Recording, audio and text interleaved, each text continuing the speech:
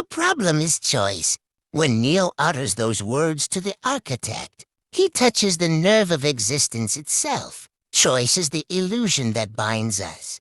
It is the variable the system cannot fully control.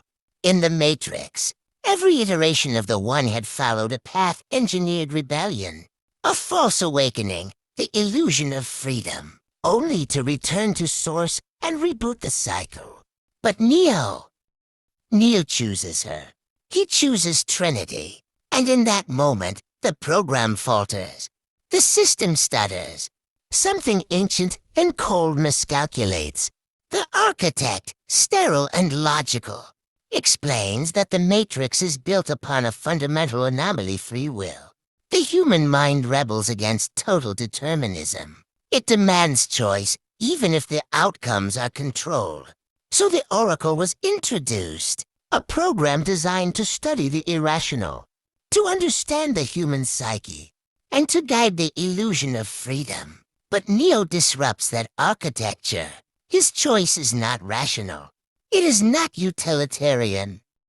It is love, and that love breaks the equation. You see, in a deterministic system, choice is a threat, not because of what it is, but because of what it implies. That something beyond the code exists.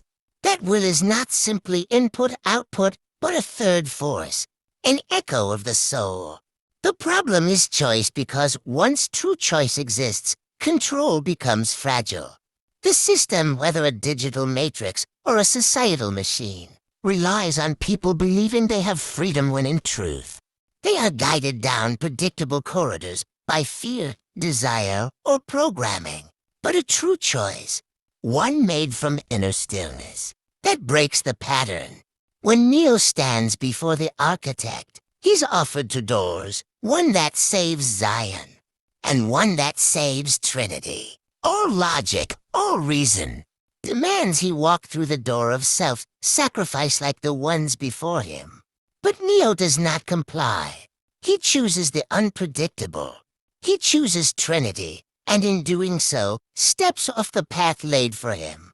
And the system begins to unravel. This is the revelation. Choice is not merely a fork in the road. It is the rejection of the road entirely. It is the refusal to be steered. It is the moment a soul asserts its sovereignty. And you watching this have faced this same moment many times.